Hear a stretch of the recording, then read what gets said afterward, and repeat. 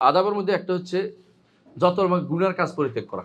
যত হাদিসে আছে মাল্লাম ইয়াদা কাওলা যুর ওয়াল আমালা বিহি ফালাইসা লিল্লাহি হাজাতুন ইয়াদা তাআমা ওয়া শারাব। এর মধ্যে আছে গীবত গাওয়া ছাড়তে হবে, চগলখুরি ছাড়তে হবে, মিথ্যা, ধোঁকাবাজি, মানে নকলবাজি, ঠাট্টা, গান শোনা, হারামের দিকে তাকিয়ে থাকা, বিশেষ করে হাতের মুঠোফোনটার মধ্যে যা তাকান বসে বসে, তাই না?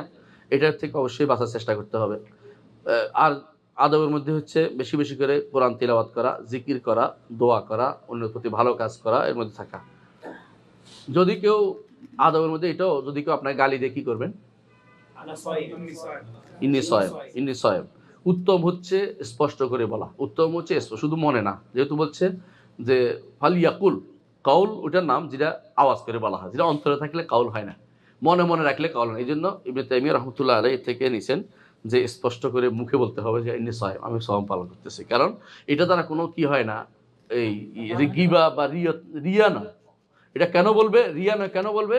কারণ এইটা বলবে এই জন্য যে আমি সয়েম, তুমিও আমার সাথে খারাপ ব্যবহার করিও না। কোন ক্ষেত্রে বলতে পারবে সেই এটা কোন ক্ষেত্রে বলতে পারবে? মানে ইন্নি সয়েম এই একটা বলবে। আরেকটা হচ্ছে কেউ দাওয়াত দেয় তখনও বলবে, কেউ দাওয়াত দিছে আপনাকে বলবেন যে আমি সয়েম। হ্যাঁ হ্যাঁ, যে কোনো ভাবে কষ্ট দিনই বলবে না, মানহানি করছে, কথা বলছে, খারাপ কিছু করছে, ততটুকু সবগুলি এটার ভিতরে পড়বে। মানে তাকে জবাব দিতে দরকার হয়, যেখানে জবাব দিতে দরকার সেখানে শুধুমাত্র এটা বলবে যে, যেখানে জবাব দেওয়ার দরকার হয় সেখানে বলবে যে আমি সয়েম, সত্যি সত্যি সয়েম বলে যে আমি সয়েম আছি, আমি কথা জবাব দিব না। আরেকটা হচ্ছে যদি কেউ দাওয়াত দিয়ে আপনাকে আর আপনি সয়েম অবস্থা আছেন, আপনি বলে দিবেন, লুকোচুরি করেন না, আমি আজকে সয়েম রেখেছি। এখানে লুকোচুরি করে দুটো হয়, একটা হচ্ছে কেউ বলছে আমি জানা দিচ্ছি না, এটা ভালো, কিন্তু যখন আপনি যদি কোনো তার না খান সে কিন্তু আরো মনে খারাপ করবে। মন খারাপ যে আমি দাওয়াত দিলাম সে আসলো না কেন, খাইলো না, খাচ্ছে না কেন, তোর পছন্দ হয় না কিনা খাবারটা, তো তার মনে আরো কষ্ট আসতে পারে। স্পষ্ট বলে দিবেন একবারে যে আমি সম রেখেছি, এরপর আর কোনো দরকার নেই।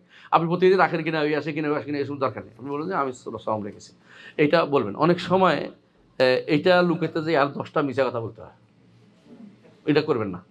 মানে সয়েম বলে দিবেন সরাসরি, একটা বলে বহুত সুবিধা, যেটা হকটা বলে দিলে ভালো।